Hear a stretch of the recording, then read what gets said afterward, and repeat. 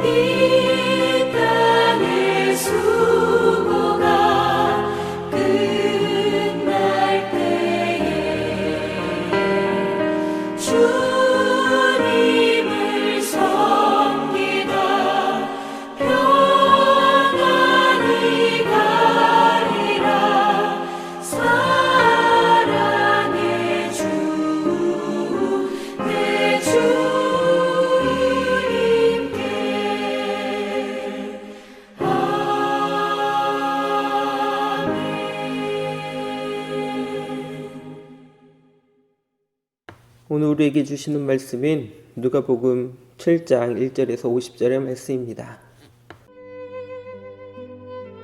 누가복음 7장.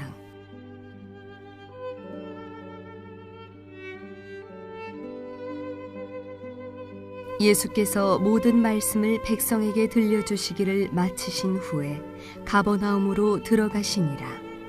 어떤 백부장의 사랑하는 종이 병들어 죽게 되었더니 예수의 소문을 듣고 유대인의 장로 몇 사람을 예수께 보내어 오셔서 그 종을 구해 주시기를 청한지라. 이에 그들이 예수께 나와 간절히 구하여 이르되 이 일을 하시는 것이 이 사람에게는 합당하니이다.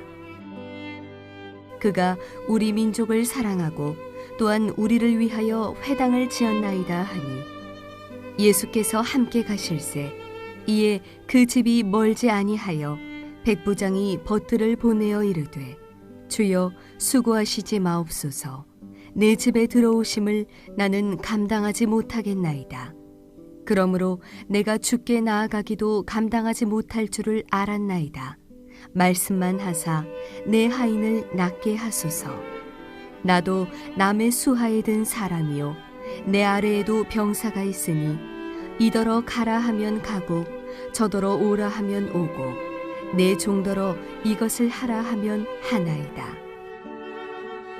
예수께서 들으시고 그를 놀랍게 여겨 돌이키사 따르는 무리에게 이르시되 내가 너희에게 이르노니 이스라엘 중에서도 이만한 믿음은 만나보지 못하였노라 하시더라. 보내었던 사람들이 집으로 돌아가 보매 종이 이미 나아 있었더라. 그 후에 예수께서 나인이란 성으로 가실새 제자와 많은 무리가 동행하더니 성문에 가까이 이르실 때에 사람들이 한 죽은 자를 메고 나오니 이는 한 어머니의 독자요 그의 어머니는 과부라. 그 성에 많은 사람도 그와 함께 나오거늘 주께서 과부를 보시고 불쌍히 여기사 울지 말라 하시고 가까이 가서 그 관에 손을 대시니 맨 자들이 서는지라. 예수께서 이르시되 청년아 내가 네게 말하노니 일어나라 하시매 죽었던 자가 일어나 앉고 말도 하거늘 예수께서 그를 어머니에게 주시니 모든 사람이 두려워하며 하나님께 영광을 돌려 이르되 큰 선지자가 우리 가운데 일어나셨다 하고 또 하나님께서 자기 백성을 돌보셨다 하더라. 예수께 대한 이 소문이 온 유대와 사방에 두루 퍼지니라. 요한의 제자들이 이 모든 일을 그에게 알리니 요한이 그 제자 중 둘을 불러 주께 보내어 이르되 오실 그이가 당신이오니이까 우리가 다른 일을 기다리오리이까 하라 하매 그들이 예수께 나아가 이르되 세례 요한이 우리를 보내어 당신께 여쭈어보라고 하기를 오실 그이가 당신이오니이까 우리가 다른 일을 기다리오리이까 하더이다 하니 마침 그때에 예수께서 질병과 고통과 및 악귀 들린 자를 많이 고치시며 또 많은 맹인을 보게 하신지라. 예수께서 대답하여 이르시되 너희가 가서 보고 들은 것을 요한에게 알리되 맹인이 보며 못 걷는 사람이 걸으며 나병 환자가 깨끗함을 받으며 귀먹은 사람이 들으며 죽은 자가 살아나며 가난한 자에게 복음이 전파된다 하라. 누구든지 나로 말미암아 실족하지 아니하는 자는 복이 있도다 하시니라. 요한이 보낸 자가 떠난 후에 예수께서 무리에게 요한에 대하여 말씀하시되 너희가 무엇을 보려고 광야에 나갔더냐? 바람에 흔들리는 갈대냐? 그러면 너희가 무엇을 보려고 나갔더냐? 부드러운 옷 입은 사람이냐? 보라, 화려한 옷을 입고 사치하게 지내는 자는 왕궁에 있느니라. 그러면 너희가 무엇을 보려고 나갔더냐? 선지자냐? 옳다. 내가 너희에게 이르노니 선지자보다도 훌륭한 자니라. 기록된 바 보라, 내가 내 사자를 네 앞에 보내노니 그가 네 앞에서 네 길을 준비하리라 한 것이 이 사람에 대한 말씀이라. 내가 너희에게 말하노니 여자가 낳은 자 중에 요한보다 큰 자가 없도다. 그러나 하나님의 나라에서는 극히 작은 자라도 그보다 크니라 하시니 모든 백성과 세리들은 이미 요한의 세례를 받은지라. 이 말씀을 듣고 하나님을 의롭다 하되 바리새인과 율법 교사들은 그의 세례를 받지 아니하므로 그들 자신을 위한 하나님의 뜻을 저버리니라. 또 이르시되 이 세대의 사람을 무엇으로 비유할까? 무엇과 같은가? 비유하건대 아이들이 장터에 앉아 서로 불러 이르되 우리가 너희를 향하여 피리를 불어도 너희가 춤추지 않고 우리가 곡하여도 너희가 울지 아니하였다 함과 같도다. 세례 요한이 와서 떡도 먹지 아니하며 포도주도 마시지 아니하매 너희 말이 귀신이 들렸다 하더니 인자는 와서 먹고 마시매 너희 말이 보라 먹기를 탐하고 포도주를 즐기는 사람이요 세리와 죄인의 친구로다 하니 지혜는 자기의 모든 자녀로 인하여 옳다함을 얻느니라. 한 바리새인이 예수께 자기와 함께 잡수시기를 청하니 이에 바리새인의 집에 들어가 앉으셨을 때에 그 동네에 죄를 지은 한 여자가 있어 예수께서 바리새인의 집에 앉아 계심을 알고 향유 담은 옥합을 가지고 와서 예수의 뒤로 그 발 곁에 서서 울며 눈물로 그 발을 적시고 자기 머리털로 닦고 그 발에 입 맞추고 향유를 부으니 예수를 청한 바리새인이 그것을 보고 마음에 이르되 이 사람이 만일 선지자라면 자기를 만지는 이 여자가 누구며 어떠한 자 곧 죄인인 줄을 알았으리라 하거늘. 예수께서 대답하여 이르시되 시몬아 내가 네게 이를 말이 있다 하시니 그가 이르되 선생님 말씀하소서. 이르시되 빚주는 사람에게 빚진 자가 둘이 있어 하나는 500데나리온을 졌고 하나는 50데나리온을 졌는데 갚을 것이 없으므로 둘 다 탕감하여 주었으니 둘 중에 누가 그를 더 사랑하겠느냐. 시몬이 대답하여 이르되 내 생각에는 많이 탕감함을 받은 자니이다. 이르시되 네 판단이 옳다 하시고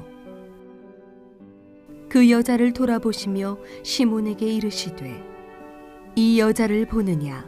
내가 네 집에 들어올 때 너는 내게 발 씻을 물도 주지 아니하였으되 이 여자는 눈물로 내 발을 적시고 그 머리털로 닦았으며 너는 내게 입 맞추지 아니하였으되 그는 내가 들어올 때로부터 내 발에 입 맞추기를 그치지 아니하였으며 너는 내 머리에 감람유도 붓지 아니하였으되 그는 향유를 내 발에 부었느니라. 이러므로 내가 네게 말하노니 그의 많은 죄가 사하여졌도다. 이는 그의 사랑함이 많음이라. 사함을 받은 일이 적은 자는 적게 사랑하느니라. 이에 여자에게 이르시되 네 죄 사함을 받았느니라 하시니 함께 앉아있는 자들이 속으로 말하되 이가 누구이기에 죄도 사하는가 하더라. 예수께서 여자에게 이르시되 네 믿음이 너를 구원하였으니 평안히 가라 하시니라.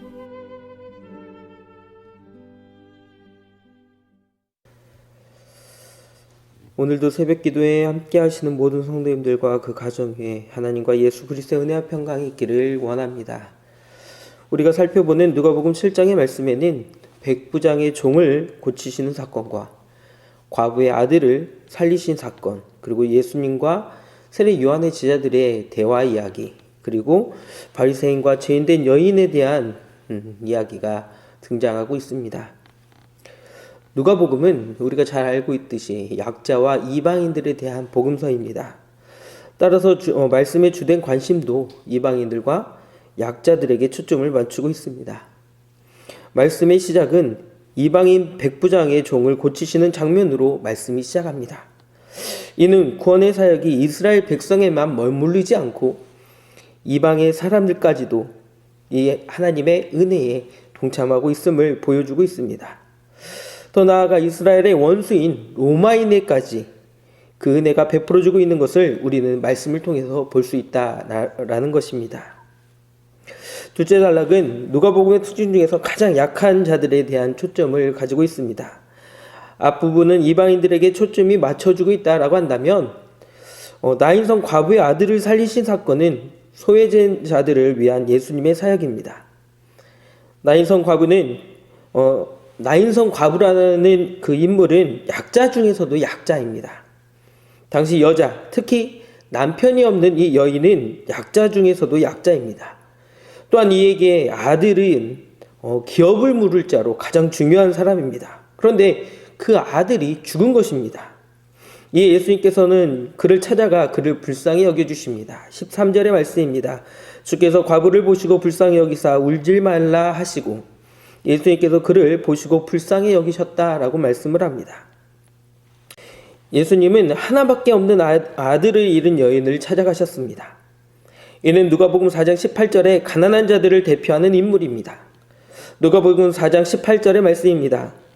주의 성령이 내게 임하셨으니 이는 가난한 자에게 복음을 전하게 하시려고 내게 기름을 부으시고 나를 보내사 포로된 자에게 자유를 눈먼 자에게 다시 보게 함을 전파하며 눌린 자를 자유롭게 하고 또한 예수님의 사역은 구약성경의 엘리야의 사역과도 연관되어지고 있습니다.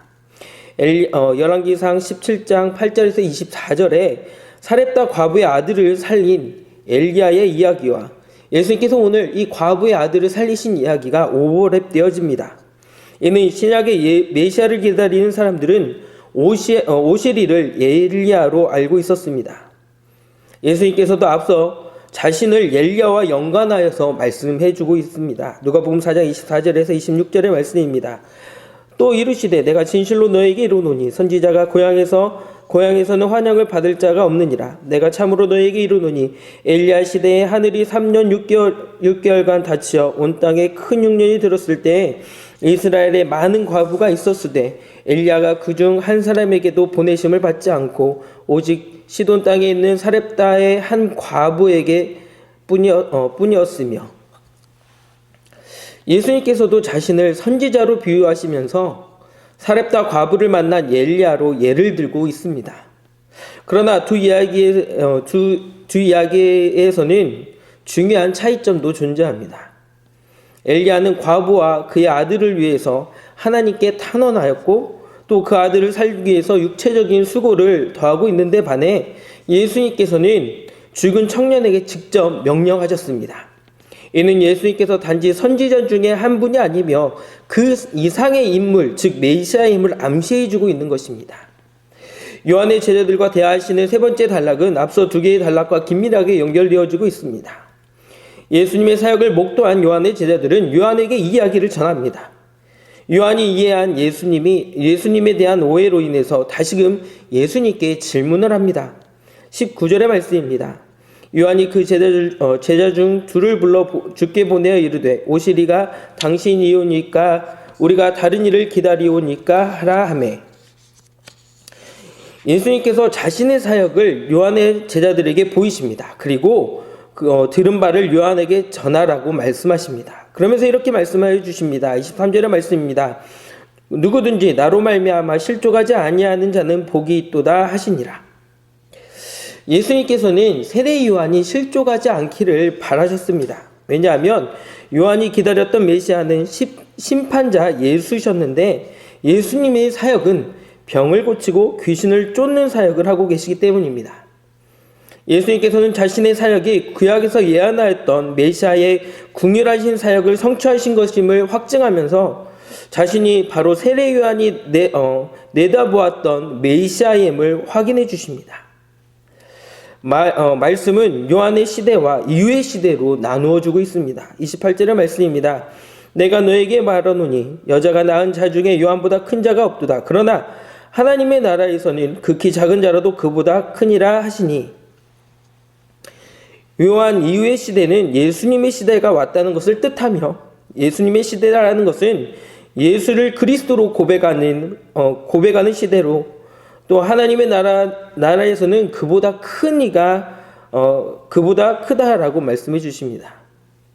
그런데 예수님의 시대가 돌아왔음에도 사람들의 반응은 예수님을 그리스도로 받아들이는 것이 아니라 그를 거부하고 반응하지 않는 모습을 알려주십니다.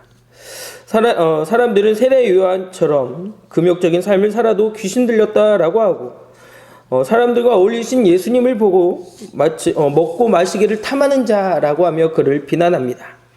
그러면서 예수님을 받아들이지 않습니다. 그럼에도 마지막 단락의 한 여인은 예수님을 받아들이고 있습니다. 또한 이는 머리로 예수님의 발을 닦는 모습을 보여줍니다.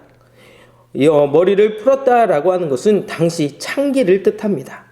창기는 부정한 여인을 뜻하는 것으로 이 여인은 지금 바리새인과도 비교하는 모습을 보여주고 있다라는 겁니다. 이 여인은 자신의 전부를 예수님께 바치는 모습을 보여주고 있지만 예수님을 초청한 바리새인들은 예수님의 발을 씻을 물조차 주지 않았다라는 것입니다. 오늘 누가복음 7장의 말씀은 약자들에게 관심을 맞추고 있습니다. 이방인 백부장과 과부, 그리고 예수님의 발을 닦았던 창기 여인, 그들은 예수님에 대한 온전한 고백을 이뤄내고 있습니다. 그런데 예수님께서 메시아의 사역을 보이시는데 사람들의 반응은 관심이 없습니다. 우리는 무엇에 관심을 가지며 신앙생활하고 있습니까? 예수님께서 우리의 메시아, 다시 말해서 구원자가 되어주심에 대한 감사가 우리 안에 진정 있으십니까? 아니면 지금 우리의 삶에 어떠한 이득만을 추구하며 살아가고 계십니까? 무엇을 해줘야만이 우리의 구원자가 되시는 것이 아닙니다. 예수님은 우리를 죄에서 구원하시기 위해서 이 땅에 오셨습니다. 우리가 지금 이 메시아를 온전히 고백하고 바라봐야 될 시기라는 것입니다. 오늘 말씀은 정말 우리에게 다시금 예수님에 대해서 묵상해 보기를 원하시고 계시다라는 겁니다. 오늘을 살아가면서 오늘 말씀에 깊은 성령의 깨달음이 있기를 간절히 원합니다. 다 같이 기도하겠습니다. 약자의 하나님, 오늘 우리는 시대의 많은 것들을 바라보고 살아가고 있습니다. 그런데 우리가 바라봐야 할 것이 무엇인가요? 우리가 진정 하나님 아버지만을 바라보고 있는 것인지, 구원자 예수 그리스도만 바라보고 있는 것인지, 아니면 단순히 하나님을 우리의 필요를 채워주실 분으로만 바라보고 있는지, 오늘 우리가 말씀에 깊은 묵상이 있기를 원합니다. 우리가 이방인이며 또 가장 약한 자라고 생각하지만 다시금 우리는 하나님의 이름으로 바리새인과 같은 삶, 예수님 앞에서 예수님을 반기는 삶이 아닌 뜨뜻미지근한 신앙생활을 하고 있는 것은 아는지 오늘 하나님 앞에 서서 우리를 바라봅니다. 주님, 우리를 깨우쳐 주시고 다시금 구원자로 오신 예수를 기뻐하며 반응하는 신앙을 이어가게 하여 주시옵소서. 말씀이 살아 우리에게 역사하여 주시옵소서. 높고 위대하신 주님을 찬양합니다. 살아계신 예수 그리스도의 이름으로 기도합니다. 아멘. 하늘에 계신 우리 아버지, 아버지의 이름을 거룩하게 하시며 아버지의 나라가 오게 하시며 아버지의 뜻이 하늘에서와 같이 땅에서도 이루어지게 하소서. 오늘 우리에게 일용할 양식을 주시고 우리가 우리에게 잘못한 사람을 용서하여 준 것 같이 우리 죄를 용서하여 주시고 우리를 시험에 빠지지 않게 하시고 악에서 구하소서. 나라와 권능과 영광이 영원히 아버지의 것입니다. 아멘.